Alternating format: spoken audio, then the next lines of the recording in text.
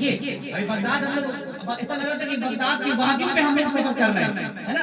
ایسا لگ رہا تھا نا، دل خوش ہو رہا تھا، باغ باغ ہو رہا تھا۔ یہ شعر کیا کہتا ہے؟ تم ہو خدا کے ایسے شہنشاہ غوث اعظم۔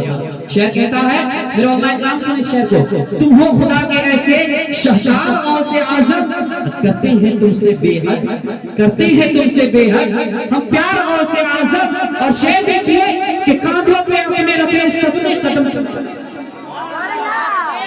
کاندھوں پہ رکھے اپنے رکھے سب نے قدم تمہارے، کاندھوں پہ اپنے رکھے سب نے قدم تمہارے۔ کل اولیاء کے تم ہو سردار غوث اعظم، کل اولیاء کے تم ہو سردار غوث اعظم۔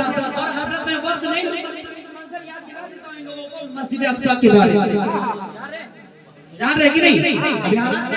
اللہ رب العزت ان مظلوموں کو حفاظت عطا فرمائے، ان ظالموں کو نست نابود عطا فرمائے، آمین۔ دیکھیے شعر کیا کہتا ہے کہ اقصی کو ظالموں نے گھیرا ہوا ہے، ظالموں نے گھیرا ہوا ہے کب سے، اقصی کو ظالموں نے گھیرا ہوا ہے کب سے۔ آ جائیے مدد کو ایک بار غوث اعظم، آ جائیے مدد کو ایک بار غوث اعظم۔ اور دل کی طرف ہے، آپ میری طرف ہے، شعر سنے کہ برسوں کا ہے تمنا، برسوں کا ہے تمنا رمضان کا ہو مہینہ، برسوں کا ہو تمنا رمضان کا ہے مہینہ، برسوں کا ہے تمنا رمضان کا ہے مہینہ۔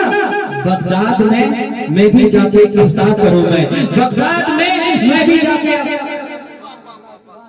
برسوں کا ہے تمنا رمضان کا ہو مہینہ، بغداد میں کروں میں افطار غوث اعظم۔ اب لیجیے بڑی تیزی کے ساتھ جو مقرن الجشاد باہر سے آئے ہوئے مقرن الجشاد حضرت حافظ قاری غلام مصطفیٰ صاحب کیولا جو آپ کے روبرو آ رہے ہیں، ان سے آنے سے پہلے سارے مجمع کا یہ ماحول بنا لیں اور نصیحت امیز خطابت سن کر آپ لوگ اپنے گھر جائیں تاکہ صبح سے انشاءاللہ تعالیٰ ان کی بات پر عمل کرنا شروع کریں گے۔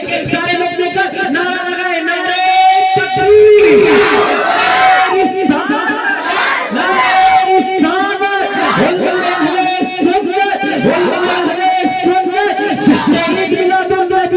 جشن عید میلاد النبی، سبحان اللہ، غلام رسول صلی اللہ علیہ وسلم۔